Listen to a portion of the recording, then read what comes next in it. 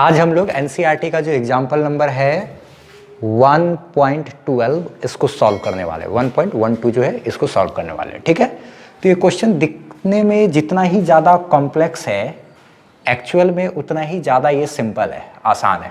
ठीक है, तो देखा जाए सबसे पहले ये क्या कह रहा है क्वेश्चन, उसको समझते हैं। ये एक सिलेंडर है, अच्छा, और ये है ऑरिजिन, इधर x axis positive x axis, इधर है मेरा निगेटिव एक्स एक्सिस, इधर निगेटिव एक्स एक्सिस, इधर क्या है पॉजिटिव एक्स एक्सिस है, ऊपर ऐसे वाई खींच रही है। ठीक है, सिलेंडर का लेंथ यहां से यहां तक दिया हुआ है क्वेश्चन में 20 सेंटीमीटर, यहां से यहां तक लेंथ कितना है 20 सेंटीमीटर। ये एकदम पूरा सेंटर पे है, यहां से इधर हो गया 10, इधर हो गया क्या 10 सेंटीमीटर।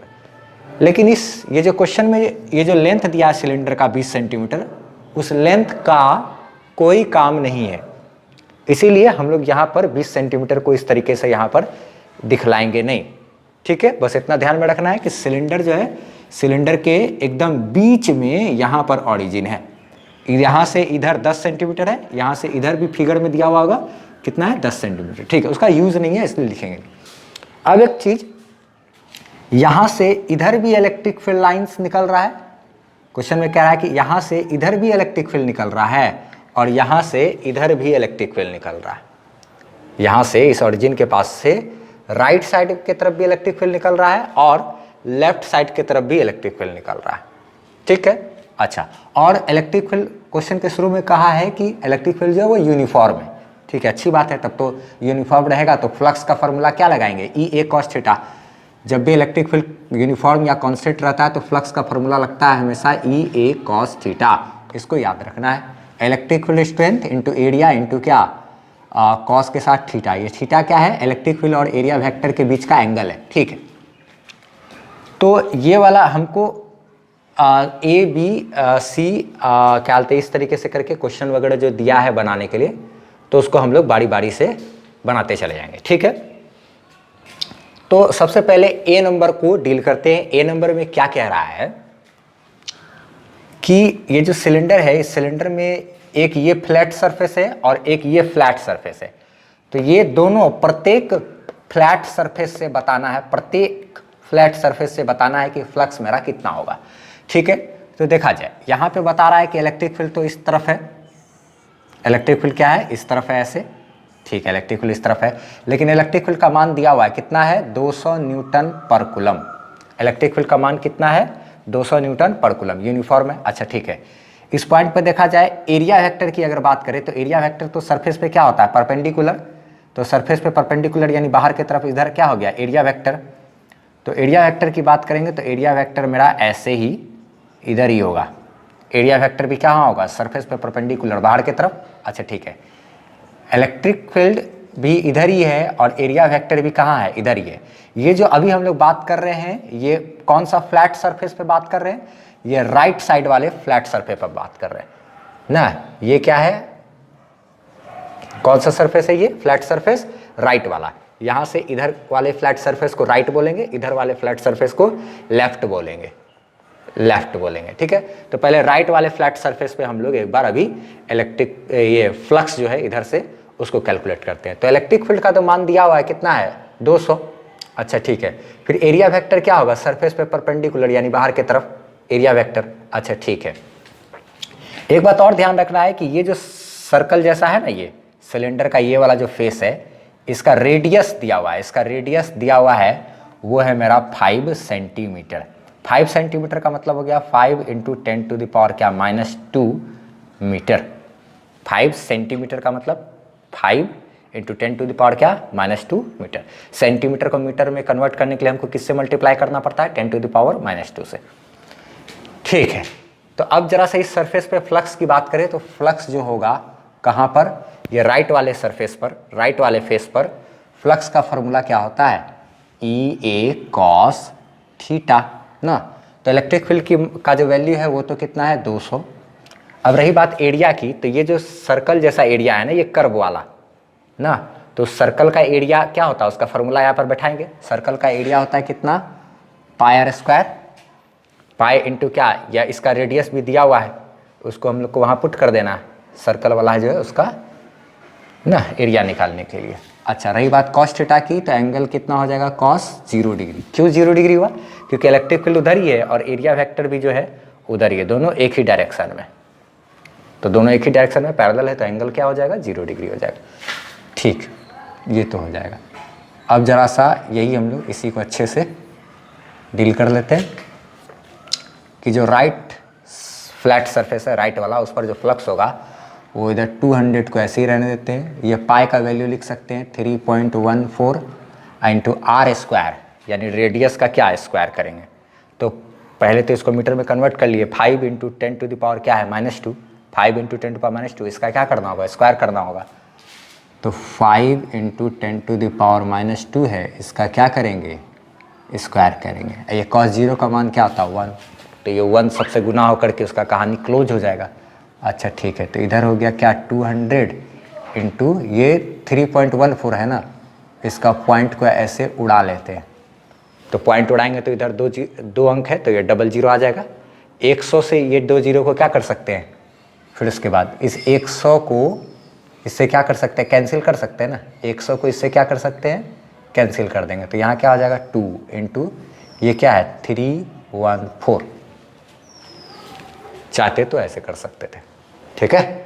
अच्छा, ये समझ में आया कि नहीं, 200 ठीक है, पाई का मान यहाँ 3.14 लिखे, आर स्क्वायर का वैल्यू पुट कर दिए, ये उधर पुट कर दिया। अब उसके बाद यहाँ कुछ नहीं, 3.14 था तो ये पॉइंट उड़ा करके 100 किए, इस 100 का ये जो डबल जीरो है, इस डबल जीरो से इस डबल जीरो को कैंसिल कर दिए, तो यहाँ पे क्या बचा 2, इसको ऐसे ही छोड़ दिए, 314 था, इसको ऐसे ही छोड़ दिए।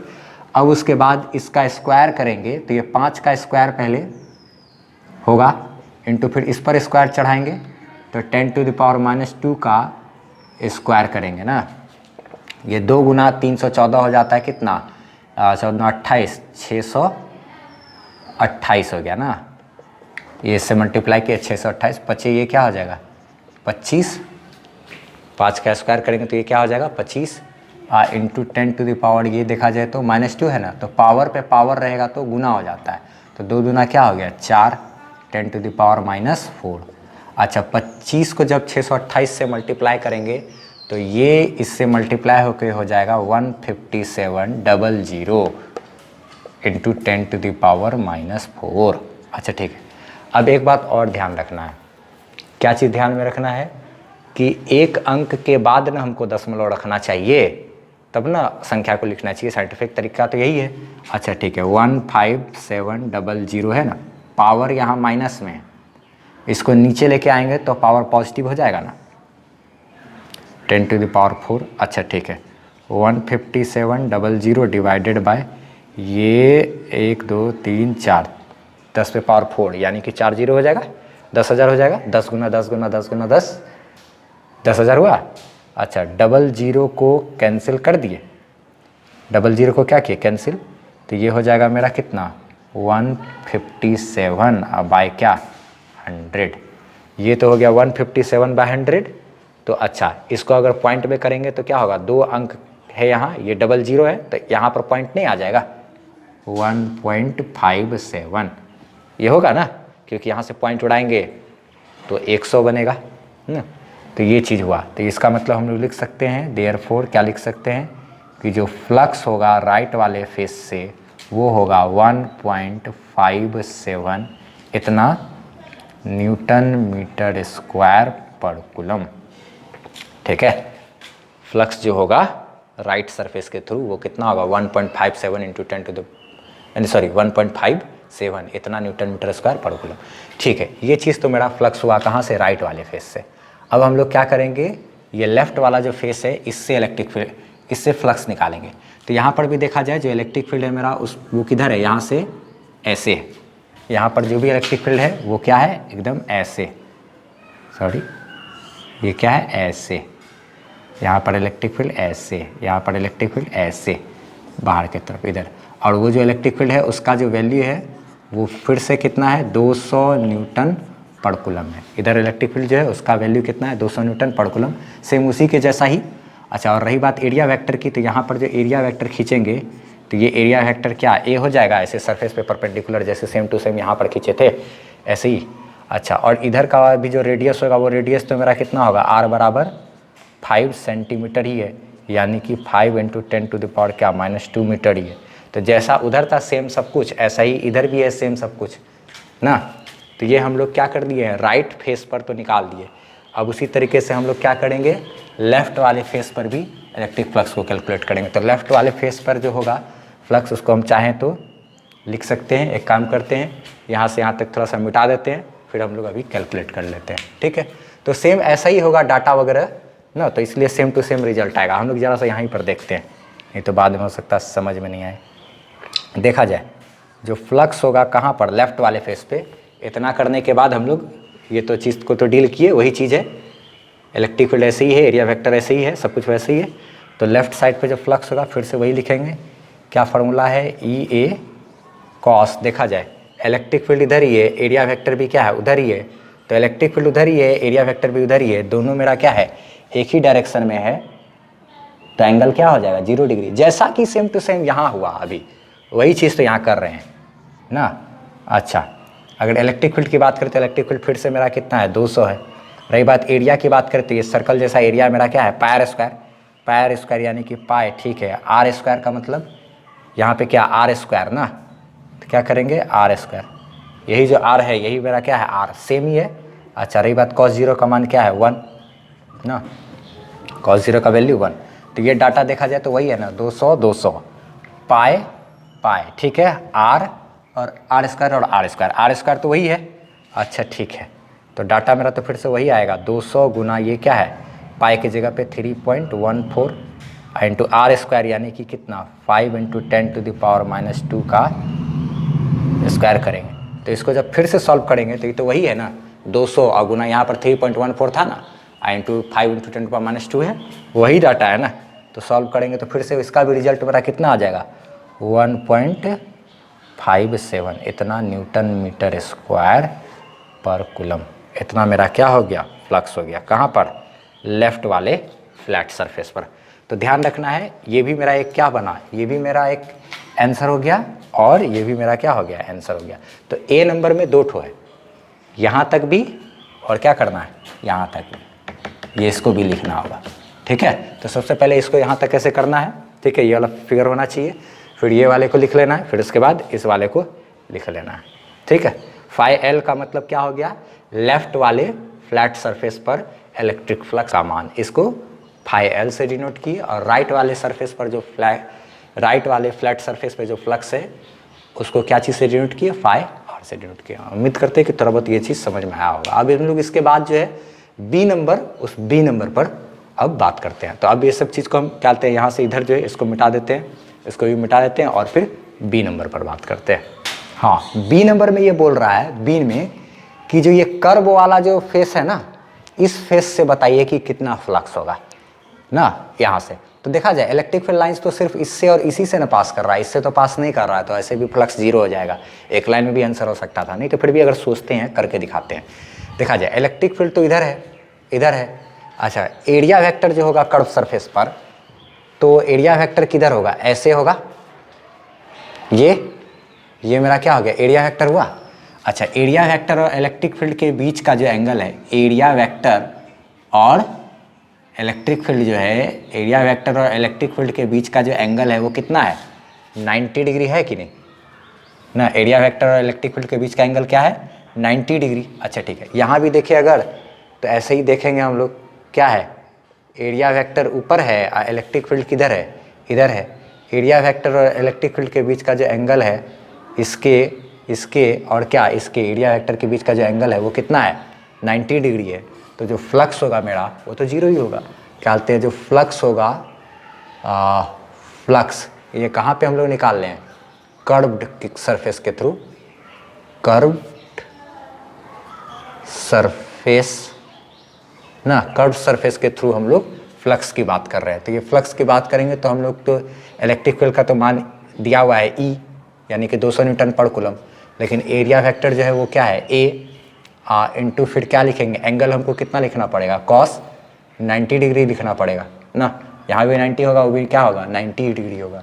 तो कॉस 90 डिग्री होगा, तो इसलिए हम लोग को क्या करना पड़ेगा, ये फ्लक्स जो है टोटल कॉस 90 का मान क्या होता है 0, तो सबको क्या बना देगा ये 0 कर देगा। चाहे इधर इस साइड वाले साइड में निकाले, राइट वाला पोर्शन पे भी निकाले, या फिर क्या करे लेफ्ट वाले पोर्शन पर इधर भी अगर बात करेंगे तब भी वैसा ही कहानी होगा, ई ए कॉस 90 डिग्री और फिर से फ्लक्स मेरा क्या होगा 0।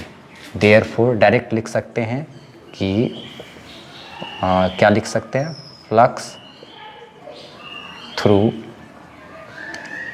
Curved surface will be 0 because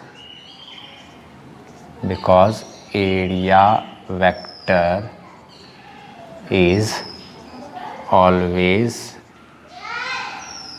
perpendicular to electric field ना हेयर ना। क्या लिख सकते हैं कि फ्लक्स जो होगा कर्व्ड सरफेस के थ्रू वो क्या होगा 0 होगा, क्योंकि जो एरिया वेक्टर है वो हमेशा क्या है परपेंडिकुलर है इलेक्ट्रिक फील्ड के, यहाँ पर ना एरिया वेक्टर जो है वो इलेक्ट्रिक फील्ड के क्या है परपेंडिकुलर है। तो जब भी इलेक्ट्रिक फील्ड और एरिया वेक्टर दोनों परपेंडिकुलर होता है यानी दोनों के बीच का एंगल 90 डिग्री होता है, तो ये cos 90 बैठाएंगे तो cos 90 का मान 0, तो सबको 0 कर देगा। तो हमेशा ध्यान रखना है इलेक्ट्रिक फील्ड और एरिया वेक्टर के बीच का एंगल अगर कभी भी 90 डिग्री है, कभी भी 90 डिग्री है, तो फ्लक्स हमेशा उस सरफेस से कितना होगा 0 होगा। अब हम लोग इसको मिटा देते हैं और सी नंबर पर बात करते हैं। सी नंबर क्वेश्चन में ये बोल रहा है कि टोटल फ्लक्स कितना होगा सिलेंडर के थ्रू, यहाँ से टोटल फ्लक्स सिलेंडर से कितना होगा ये पूछा, ठीक है। तो यहाँ पर देखा जाए कभी भी इलेक्ट्रिक फील्ड लाइंस तो एक इधर वाला इलेक्ट्रिक फील्ड लाइंस इधर से निकल गया, इधर वाला इलेक्ट्रिक फील्ड लाइंस इधर से निकल गया, इलेक्ट्रिक फील्ड लाइंस यहाँ पे डबल क्रॉस भी नहीं कर रहा है, ठीक है, कोई दिक्कत नहीं है। यहाँ पर अगर जो पूछा कि टोटल फ्लक्स कितना होगा, तो हम लोग अगर टोटल फ्लक्स सी नंबर में, ठीक है, सी नंबर में अगर बात करें टोटल फ्लक्स निकालने की, तो टोटल जो फ्लक्स होगा, चूँकि फ्लक्स एक मेरा स्केलर क्वांटिटी है तो उसको डायरेक्ट हम लोग जोड़ सकते हैं। तो पहले तो इस वाले क्या करेंगे, जितना पहले एक तो राइट वाले सरफेस से जो फ्लक्स आया वो प्लस लेफ्ट वाले सरफेस से जो फ्लक्स आया वो, और प्लस क्या करेंगे वो जो कर्व वाले सरफेस से जो फ्लक्स आया था वो, तीनों को क्या करना होगा, इसके और ये तीनों का फ्लक्स को जोड़ देंगे तो हमको क्या हो जाएगा टोटल फ्लक्स। तो इस राइट वाले फेस से जो फ्लक्स आया था 1.57 आया था, प्लस लेफ्ट वाले से भी कितना आया था 1.57 आया था, प्लस कर्व वाले सरफेस से क्या आया था 0, तीनों को जोड़ देंगे तो ये मेरा क्या हो जाएगा 3.14, इतना न्यूटन मीटर स्क्वायर पर कूलम, इतना मेरा क्या हो गया आंसर। यही तो हो गया क्या मेरा फ्लक्स। अब उसके बाद देखा जाए डी नंबर जो है, डी नंबर में लास्ट क्या बोल रहा है, लास्ट है उसको देख लेते हैं। वो बोल रहा है क्या कि इस ये जो कर्व्ड ये जो पूरा सिलेंडर है एक, ये तो क्लोज सरफेस है, ठीक है, इस क्लोज सरफेस से टोटल फ्लक्स मेरा इतना निकल रहा है, ठीक है। बोल रहा है क्या कि इस सिलेंडर के अंदर में यहाँ पर चार्ज कितना है, सिलेंडर के अंदर में चार्ज कितना है यही पूछ रहा है। चूंकि हम लोग जानते हैं यहाँ पे डेफिनेटली चार्ज होगा, चार्ज जैसा ऐसे सीट जैसा कुछ होगा, तभी तो इधर भी इलेक्ट्रिक फील्ड लाइंस निकला, इधर भी इलेक्ट्रिक फील्ड लाइंस निकला। जैसे कि एक डेरिवेशन है electric field at a point due to uniformly charged plane sheet या थिन सीट के वजह से, उस पर भी इलेक्ट्रिक फील्ड जो है सीट की वजह से इधर भी निकलता है इधर भी निकलता है। मेरे प्लेलिस्ट में इलेक्ट्रोस्टैटिक क्लास 12 तक प्लेलिस्ट होगा, उसमें भी डिस्कस किया हुआ है इनफाइनाइट प्लेन सीट वाला इलेक्ट्रिक फील्ड वगैरह निकल। खैर उसको भी देख लेना, जिसका पढ़ा हुआ है तो अच्छी बात है ठीक है, कोई नहीं। हमको यहाँ पे सिंपली क्या पूछा कि अंदर में चार्ज कितना है यही बताना है ना। तो हम लोग जानते हैं एक बात ना, लिख सकते हैं फ्रॉम गॉसेस लॉ, क्या गॉस लॉ से कि फ्लक्स बराबर होता है अंदर का चार्ज बटे क्या एप्सिलॉन नॉट। गॉस लॉ से ये बात जानते हैं। तो जो फ्लक्स है मेरा टोटल ये सिलेंडर से, वो फ्लक्स कितना आया है, वो फ्लक्स तो आया है मेरा कितना कितना आया है 3.14 ना। तो इसका वैल्यू हम लोग चाहें तो यहाँ पर लिख सकते हैं, नहीं तो इसको पहले इधर मल्टीप्लाई कर लेते हैं, क्यू इन साइड बराबर इसको इसके साथ मल्टीप्लाई करते हैं तो ये हो जाएगा 5 इंटू क्या एप्सिलॉन नॉट। अच्छा ठीक है, ये 5 का वैल्यू कितना है निकाल लिए हम लोग 3.14। अच्छा एप्सिलॉन नॉट का वैल्यू होता है 8.85 into 8.854 into 10 to the power क्या -12। अच्छा ठीक है, तो एक काम करते हैं, इसको इससे मल्टीप्लाई करते हैं। जैसे ही इसको इसके साथ मल्टीप्लाई करेंगे तो इसको इसके साथ मल्टीप्लाई करने पर जो आंसर आएगा मेरा वो आएगा 27.8। इसको इसके साथ मल्टीप्लाई करेंगे तो 27 पॉइंट क्या आएगा 8 आएगा, इंटू 10 टू द पावर क्या -12। ये तो इतना मेरा आंसर हो गया। लेकिन जो है हम लोग को लिखने का एक अच्छा तरीका वो ये है कि एक अंक के बाद हम लोग को यहाँ पे दशमलव रखना है, ठीक है। तो हम एक काम करते हैं, अब इस पॉइंट को यहाँ से उठा करके यहाँ तक पहुँचाते हैं। देखा जाए कैसे कैसे करेंगे, स्टेप बाय स्टेप हम ये चीज़ सिखाते हैं। पिछले कुछ वीडियोस वगैरह में जब हम इस तरीके से सिखाए थे तो कुछ बच्चे लोग का कहना था कि सर ये पॉइंट को कैसे इधर या उधर खिसकाते हैं, वो सिखलाने के लिए। तो हम इसको यहाँ से आगे डील करके NCERT का जो आंसर है वहाँ तक मैच करा देते हैं, ठीक है। तो सबसे पहले फटाफट से इसको इधर का जो लिखा हुआ नहीं है तो लिख लेना है, इधर का भी इसको नोट डाउन कर लेना है। अब हम लोग क्या करते हैं, पहले यहाँ पर जगह बनाते हैं और उसके बाद इसके आगे बात करते हैं। हाँ, तो देखा जाए अब इसको आगे कैसे हम लोग सॉल्व करेंगे। Q इनसाइड जो है वो 27.8 इंटू 10 टू द पावर -12 है, वो वही चीज़ लिखा हुआ है यहाँ पर। अच्छा ठीक है, इसको हम जरा सा थोड़ा सा साइड करके लिखते हैं ऐसे। देखा जाए तो 10 टू द पावर -12, कोई दिक्कत नहीं है।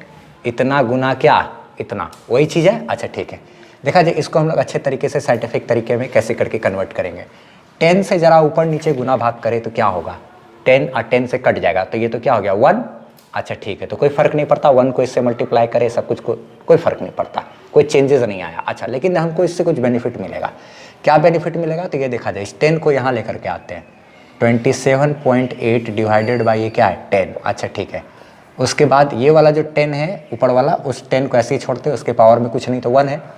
इधर 10 टू द पावर क्या है -12, 10 टू द पावर -12 है। अच्छा ठीक है, ये दोनों का बेस सेम है तो पावर यहाँ पर जुटेगा ना। अच्छा ठीक है, यहाँ पर एक काम करते हैं, यहाँ पॉइंट उड़ाएंगे तो एक नीचे 0 आ जाएगा ना। पॉइंट उड़ाएंगे तो नीचे यहाँ 10 लाते कि नहीं ना, तो 10 इससे मल्टीप्लाई होकर के क्या हो जाता है 100। अच्छा से दिखाए थे, पॉइंट उड़ाए तो क्या करेंगे, नीचे में एक पॉइंट उड़ाते हैं तो 1 और उसके बाद एक अंक है जो उसके लिए क्या करते हैं 0 करते हैं। अच्छा ठीक है, तो ये चीज़ हो गया मेरा 278 पॉइंट ये क्या है बटे 100 हो गया। अच्छा, ये बेस सेम है तो पावर मेरा जुटेगा, तो 10 के पावर में एक में अगर -12 जोड़ेंगे, एक में अगर -12 जोड़ेंगे तो ये क्या होगा -11। अच्छा, इसको अगर चाहे तो अच्छे से लिख सकते हैं, इसको ऊपर लेकर के जाएंगे तो 2.78 इंटू 10 टू द पावर क्या हो जाएगा -11 ना। ये उधर जाएगा तो इसको इस तरीके से यहाँ पे लिख सकते हैं, क्योंकि फिर से ऐसे हम पॉइंट उड़ाएंगे तो वापस से फिर से मेरा तो क्या वही बन जाएगा ना, यानी इसको हम लोग ऐसे लिख सकते हैं। तो जो Q इनसाइड है वो आया मेरा इतना कूलम आंसर ना। ये वाला चीज़ का स्टेप को समझे थे कैसे कैसे किए थे ना, ये अच्छे तरीके से समझ लेना। यहाँ पे से ऐसे पॉइंट उड़ाएंगे, जैसे ही पॉइंट उड़ाएंगे उसके बाद हम लोग यहाँ पर चाहें तो एक 0 बैठा सकते हैं, ठीक है। तो अब बस इसको इतना ही रहने देना, यही मेरा आंसर दिया हुआ है फाइनल। वो था, हम तो चाहते तो डायरेक्ट कर सकते हैं। एक बात ऐसे शॉर्टकट ट्रिक ध्यान में रखना है कि पॉइंट को कभी भी लेफ्ट साइड लेकर के जाते हैं, पॉइंट को कभी भी लेफ्ट साइड लेकर के जाते हैं तो पावर में हमेशा एक जोड़ना होता है।